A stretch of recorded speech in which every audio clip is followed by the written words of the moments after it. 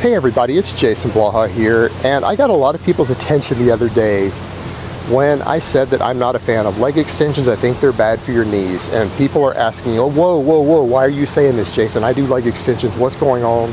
Can you please explain yourself? So I'm going to do that for you guys. Now, my answer is going to be twofold. There are two different reasons why I don't like them. Number one, and you guys can go research this yourself, don't take my word for it, go to Google, you will find exercise scientists, you will find links to studies. This is not something I've made up or anything that's recent or new. This is pretty well known. But the leg extension puts more torque and more stress on the knee joint than any other lift for your legs that has been found to date. That includes the squat, that includes a front squat, hack squats, leg presses, lunges, deadlifts. None of these things put the same level of torque on the knee joint, and it can degrade the integrity of the knee joint. So if you really want to find a movement that can damage your knees, it's not squats. In fact, squats have been shown to strengthen knee connective tissue if done correctly, even when you get really strong on them. They're actually good for your knees if done right. But the leg extension would be the go-to lift if you really want to have the highest risk of damaging your knees.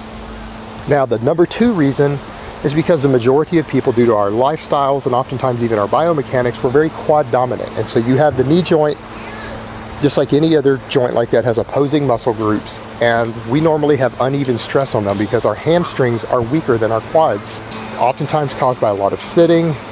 People who have desk jobs, people who go to school, and we all grow up as students, so we spend a lot of time sitting down. In fact, many hours a day. And so what happens as a result of that, you develop a muscle imbalance. And so accordingly, you have an uneven load there. And then the problem is that many people do not correct it with their training. If you're squatting properly, squatting correctly, squatting to depth, that can help balance it out because it does work a lot of posterior chain. And if you're deadlifting regularly on top of it, the deadlift can work wonders for your hamstrings, posterior chain, all of that. And so it will tend to balance out if you do both of these movements correctly and regularly. But a lot of people don't. And so what you end up seeing is that people will continue with the problem they had before they started training, or even exacerbate it by creating the muscle imbalance worse, because if they do squat, they oftentimes don't squat deep enough, they don't correctly engage the hamstrings, they don't always deadlift. And then on top of it, a lot of times they will go and do leg extensions, which you're isolating the dominant side of a muscle imbalance, because again, it will put uneven loads on the joint. It will increase the risk of when you are exerting force, if you ever have to take a run or in an emergency situation and you're having to move fast, or you're playing sports, you're running a higher risk as a result of that, of either tearing a hamstring or damaging your knee joint due to the uneven load. So this is a valid concern. So those are my two reasons why I say that.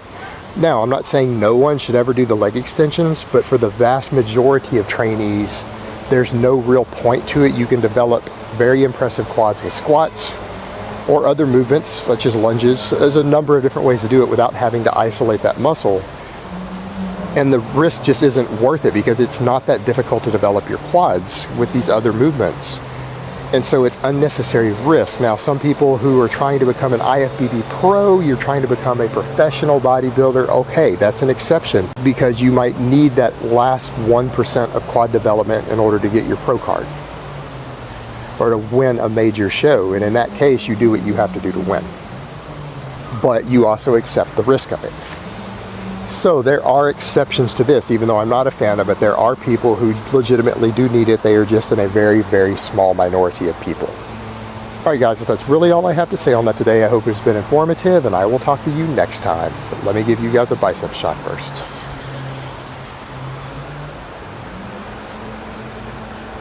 Hold on, let me roll that up so you can see that better.